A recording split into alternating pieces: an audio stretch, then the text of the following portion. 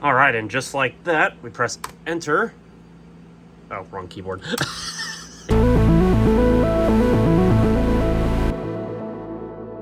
G'day folks, today I'm here in the garage with the Dell PowerEdge 2500 on possibly one of the hottest days that we've had so far, so hopefully I don't die. If I sound funny in this video, it's because I'm getting over a cold, so if I cough or if I sound funny like I am right now, it's because of the congestion that I have. Well, I apologize in advance, there's not much I can really do to improve that, but I figure I'm going to try to put out a video that will hopefully be entertaining. So, without further ado, let's see if we can get this magnificent dual Pentium 3 beast over by the monitor and see if we can get this thing going. Alright, so first things first, I'm going to need to move this test bed out of the way, so... And there we go. Now I got it up here on the little table, and I got the standby power plugged in, so... Now, what I'm going to need to do, well, firstly, I need to open the door. So that's kind of an important thing. There we go.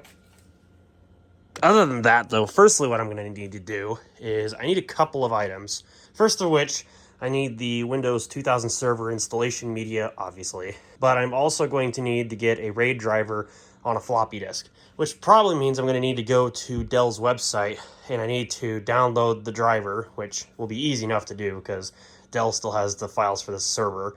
But the challenge is going to be trying to get it on something that's got a floppy drive. So I think that might just be where the old GX280 comes into play in this video.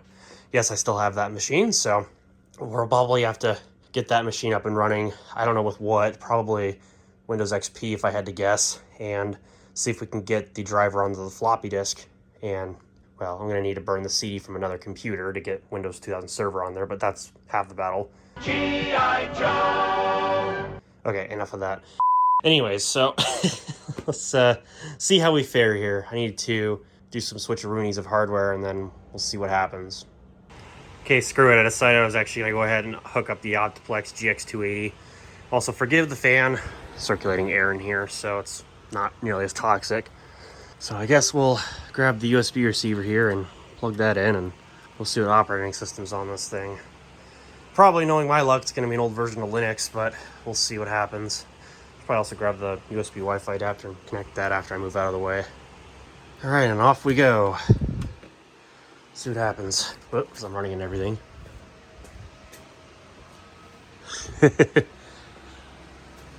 Something's raging in there. Heard a cooling fan just going, Ree! Oh, it posts. I don't know what that was about. Alert system battery voltage is low. Alert PCI Express card is operating in X1 mode. Why? Okay, that's definitely not weird at all. Okay, I need to go into the setup and see if the information's correct. Oh, amazingly, the date and time is not the worst. It still says it's 2022. Yeah, that CMOS battery ought to be replaced, so maybe I'll take care of that at some point. But either way, I'll just set it to 22 for now. It don't really matters too much. What's interesting is why the PCI Express thing was acting the way that it is. That's weird. Does my hard drive show up? Okay, good. My hard drive does show up. I don't know, honestly. Guess we'll just go with it. We'll see what happens. I don't know why it's in that mode. That's really weird. PCI Express card is operating X1 mode. Whatever. Who cares? Windows 2000. Oh no. Was that really what I was running on this? Okay, good. At least it's not server, but what the heck was I doing with this thing? Oh, brother. Looks like I'm going to be reinstalling Windows, aren't I? Which means I'm going to have to get drivers from Dell for a GX280 running Windows XP. Well, that's going to be great. And then I'm going to have to, like, run all the updates and go through all that nonsense just so I can get a modern browser on this thing. Oh, maybe I won't go that drastic. I mean, maybe I'll set up the GX280 another day, but in any case, I guess we'll let this boot up. Got nothing else to lose at this point, I guess.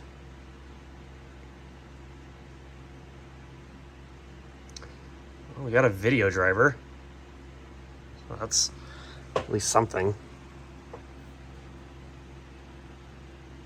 I wonder if this was the hard drive from that Core 2 Duo was experimenting with Windows 2000 on. Maybe that's what the drive came out of. I'm trying to remember if that was what it was.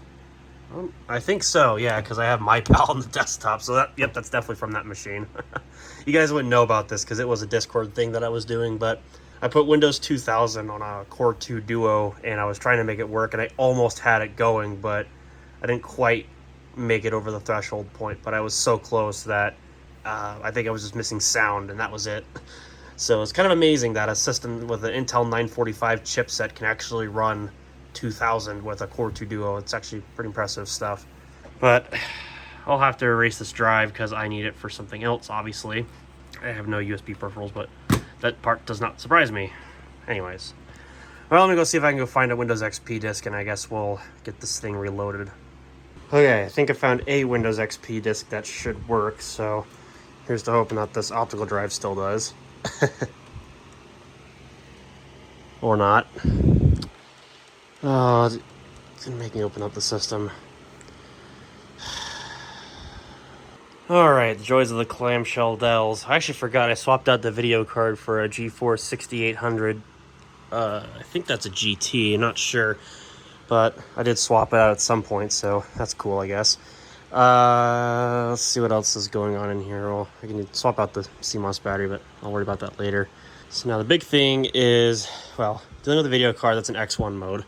And then this optical drive, why it's not ejecting, so that's next. Oh, it's never a dull moment with PCs because I open up the case and now magically there's a problem. Now we have A and B. What in the world did I do? Well, I guess we'll have to figure that out.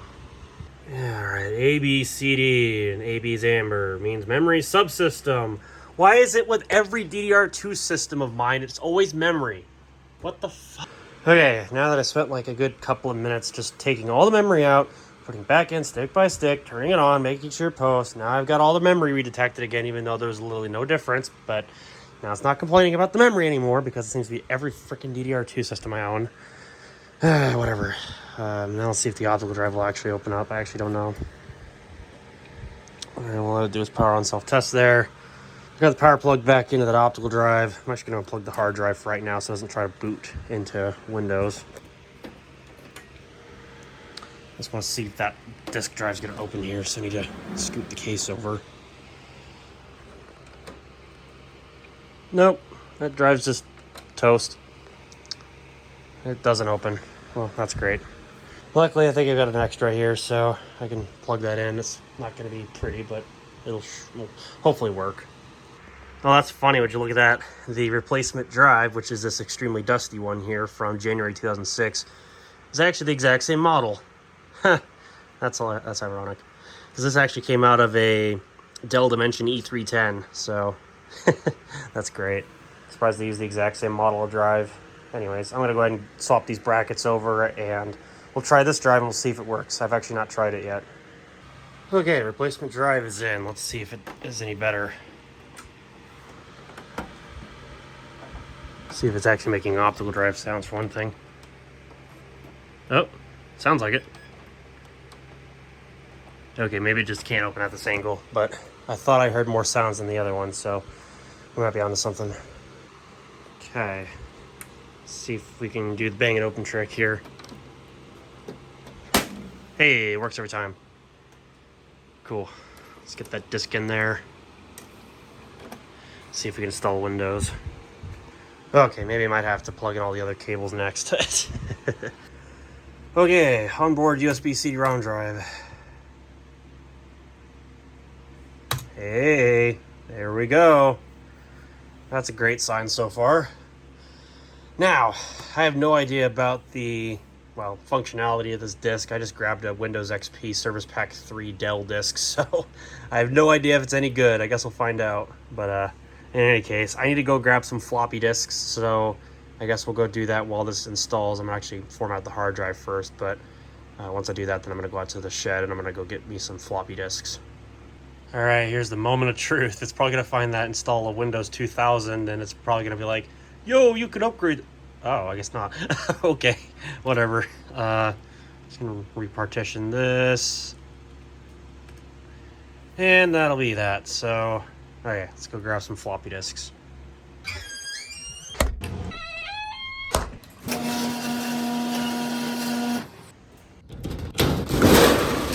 Okay, now where did I stick those?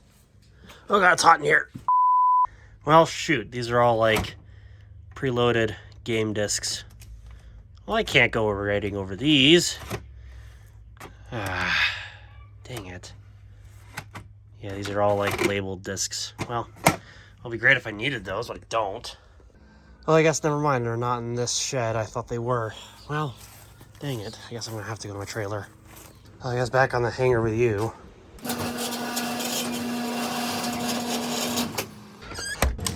Okay, I found a container of them. I have no idea what's what, and I can tell already that there is a couple of Windows boot disks, so I'm gonna have those saved for the freebie machines when I need to reinstall Windows on them. So yeah, we've got Windows 98. I think I saw, yeah, there was a 95 CD-ROM disk in there.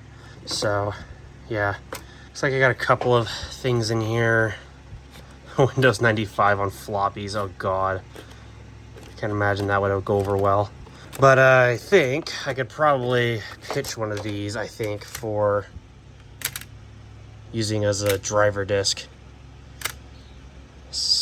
MS-DOS setup disk. For updating to Windows 98 SE. Do not use these. Yeah, I will make sure I remember that. Whoever's disks they are. Yeah, I think I could overwrite these. I have no idea what they were used for, so I think I've got a couple of spare floppies I can use. Obviously, I'm not going to overwrite some of these because they probably still have some stuff on them if they still work. I actually don't know. But, probably matters. Ooh, the home inspector. Whatever that is. Alright, so it's the next part of setup.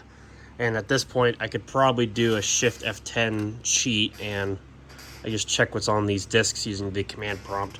And go from there. And I guess if I find something that I actually want to use for the driver disk, well, here we go, I can use that, so that'll be nice. I suppose I'll also do myself a solid and I'll go get the drivers for the GX280 here. So, good old clamshell LA. Dell does not support Windows 10 or above on your device. Oh no!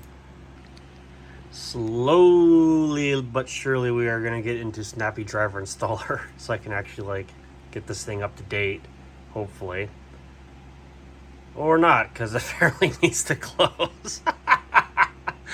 Dang it. Alright, some time has passed and some updates have been installed, so now I can actually get going with this project, if you will. Now that I actually have access to Dell's website here, I can get the driver from, and I can actually work with my floppy disks here. So, in fact, I'll just format this disk now, and I'm not really going to give it a volume label, but whatever. And, yeah, we'll get the RAID driver, and we'll get this all rolling, hopefully, anyway. Dang it.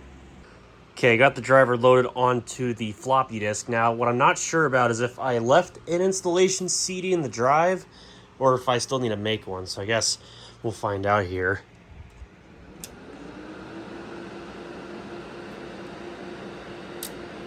Oh, I actually got lucky and there was already, looks like I left it in there. Okay, well I guess in that regard, now it's just fighting the RAID driver. So, sweet. Okay, now, press the key to boot from CD. That's already a great sign. I need to press F6 right away, since I do need to install a third-party SCSI or / RAID driver sort of deal. So, we'll see what happens. It is booting off the CD, and I hope that it works.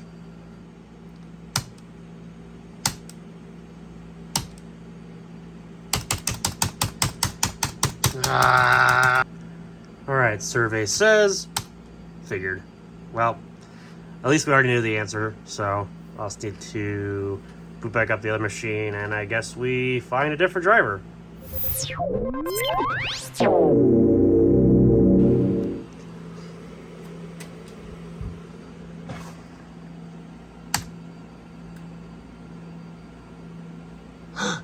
Yes! Oh my god, it actually detected it. Yes, it actually detects it. I have the proper files on this disk. Oh, that is such a great sign. I'm gonna have to write down the files on that disk. Holy crap. Now, before anybody asks about where you get those files for the RAID controller from, they're literally on Dell's support website, so you can go and get them for yourself. Don't mind me, I look awfully gross and sweaty and everything. Is because it's 95 degrees outside, and that's Fahrenheit, by the way, and it's kind of getting a little gross, and it's the hottest part of the day, and I'm currently suffering in the garage, but that's okay, because it's for this video, so you know what, I'll take the L. Alright, and just like that, we press enter. Oh, wrong keyboard. I keep pressing the wrong keys.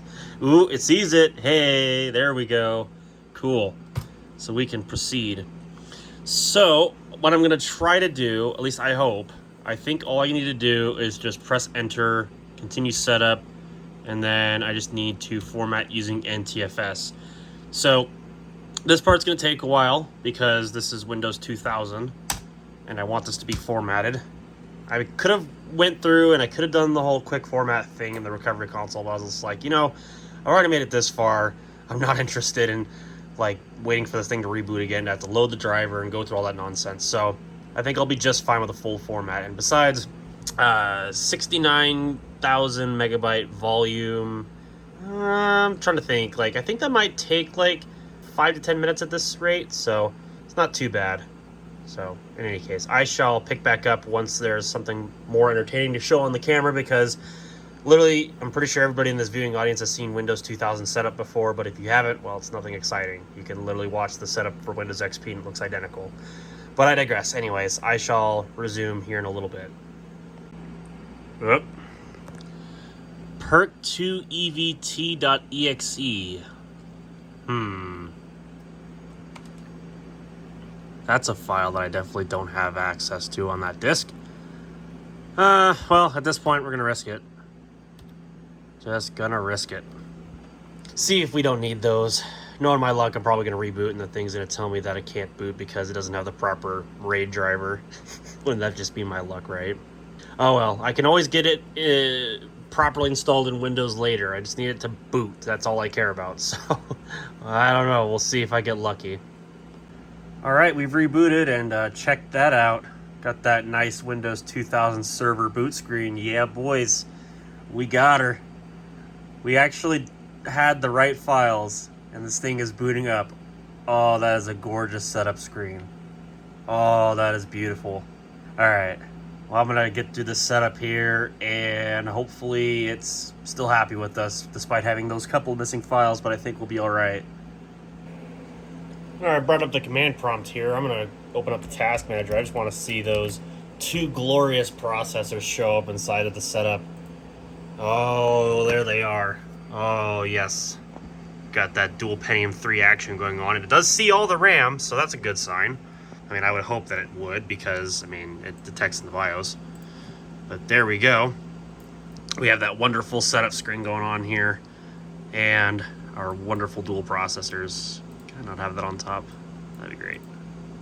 Alright, there we go. Oh gosh, that's huge. I don't need it to be that big. I just want to keep an eye on my glorious dual processors somehow. Right down there, maybe? Yeah, that'll do. Alright, cool. Now I can keep an eye on them as I'm going through the rest of the setup. It was bugging me again for that one file that it didn't get copied over. It was that perk2evt.exe file, but luckily I've been able to just press cancel on it, and it hasn't given me too much hell over it, so I think I'll be okay. I think for the most part, since the INF was good, it's actually fine. I don't think I'm going to have to customize these because, well, I'm in an English United States region, and all this stuff doesn't really matter to me. So, whatever. When a 2-year digit is entered, interpret as a year between 1930 and 2029. I wonder why 1930 is hard-coded. But yeah, that's going to be that's going to be a bit of a problem. We're approaching the amount of time to where we can no longer run these old machines, at least with the current date and time. Anyways. Okay, so apparently the license on the side of the server chassis didn't work, so I had to go grab one off of WinWorld. So thank you, WinWorld. Of course, that's where the source of this installation video is from, so I guess I can't be too ingy. But whatever, I'll just go through here and select all the stuff I want. You know, to be honest with you, I don't really need that stuff there. I don't really need that. But I'll go through all of these and I'll pick out which ones I want. I think all of those will be fine. and we'll go from there. Ooh, remote installation services. Provides the ability to remotely install Windows 2000 Professional on remote boot enabled client computers. Oh, you definitely know we gotta check that out, because I'm a sucker for like Windows deployment services. Other network file and print services. I guess we'll enable that, why not? Specialty something or another. I could probably always go back and customize it later. I think we're good for now. See, date and time. Well, the time's wrong, but I don't really care. It's close enough. I think this has a 100 megabit Ethernet controller on it, but let's find out. I think that's what this has. Yeah. Onboard Intel 8255X based fast Ethernet adapter. So that's exactly what this has. For now, I'm going to say just set it up for a work group because I don't have a domain. Obviously, I just make an Active Directory domain on this particular server by itself. But we could definitely do that once we get into the main interface. Of course, we got to get there first, so we'll let this finish installing, and hopefully we're at a desktop after this. This thing is just screaming through the setup. It is so fast for a Windows 2000 box. This thing is going to be excellent. That's all I got to say. Oh my gosh, I came back out, and look at this thing. We have video. And it's in, like, 16-bit color. Bruh. I guess the driver on this thing must be supported in some way where I actually got video out of the box. Dude, that's awesome. I like that. Alright, let's get to the desktop of this thing. Oh, there we go. Check that out. Windows has detected that you have selected components that require additional setup and configuration before they are fully functional. Of course they do. But that's alright. Let's go to my computer. Let's check the properties. Oh yeah. x86 family 6, model 8 stepping 6 with 2.5 gigs of RAM. This thing is ready to go. Do my auto monitor here. And I also want to make sure that this has all, or at least a good portion of its drivers, so guess we'll go ahead and see. We got an IDE channel that's apparently not got enough free resources. It's the same thing with the Ethernet controller. No, that's just drivers, okay. But luckily we've got at least a Ethernet controller. I don't know if that's the onboard one or if it's the PCI card. I guess we'll find out here, but not like it matters too much. So, awesome. Let's see what needs to be finished being set up. Remote installation services need to be finished setting up. Okay. Well, let's go ahead and do that then. Oh, we need DHCP and DNS, which I already have that. And looks like a Windows 2000 CD and a computer that has either PXE or something like that. Okay, cool. Remote installation services setup cannot obtain information from a domain controller. Either the domain controller is not available, the current user does not have permission to access the domain, or this computer is not a member server in the domain. Right, because I think this time you have to have Active Directory set up on at least a server, or the server that you're setting up RIS on has to be part of an Active Directory domain in order for it to work. That's right. It was a lot more primitive back then, but no biggie.